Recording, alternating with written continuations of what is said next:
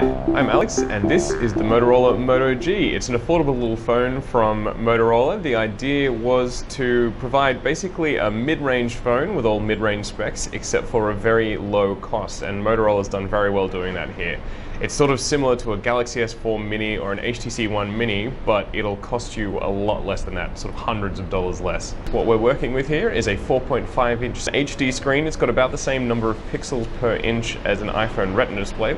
You've also got a quad-core 1.2 GHz Snapdragon 400 processor backed up by 1 gig of RAM. For storage, you've got 8 gigs or 16 gigs of storage depending on the model. Unfortunately, you don't have a micro SD card to expand the memory here, but that's not that surprising considering the price range of this phone. You get a 2070 milliamp hour battery, and importantly, this is a 3G only phone. You don't have 4G reception with this device. In terms of look, this is actually a pretty handsome little device. It's not a huge amount to look at, but usually when you're looking at budget phones, you've got a very glossy, cheapy kind of finish. This actually has a nice matte black finish on the back here. It kind of looks like a soft touch material. It's not, it's still kind of a slippery phone just because it's made of plastic, but it does just feel that little bit better than your average budget smartphone. One good bit of news is if you're not a huge fan of how it looks, Motorola does sell a lot of little colorful, what it calls shells. They're essentially just cases that go with this.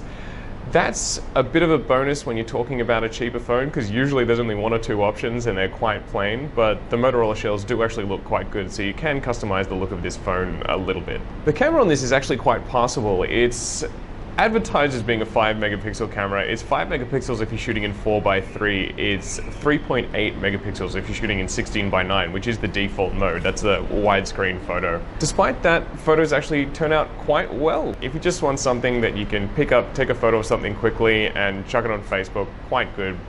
Nighttime photos aren't the best. You want to stick to daytime photos with this, and definitely remember to go into settings and activate the manual focus as soon as you get it, because photos turn out a lot better with that drag and drop focus action. So ultimately what we have here is an impressive little device. It really does function like a mid-range phone, except for that it doesn't have the 4G connectivity, so that's going to be important to you if 4G is something that you're looking for.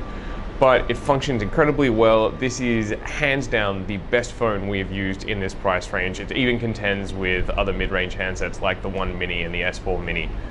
If you're looking for a more affordable phone, you really can't go past this. It is a fantastic device. If you desperately want 4G, okay, fair enough, but otherwise, this phone, the Moto G, definitely worth considering.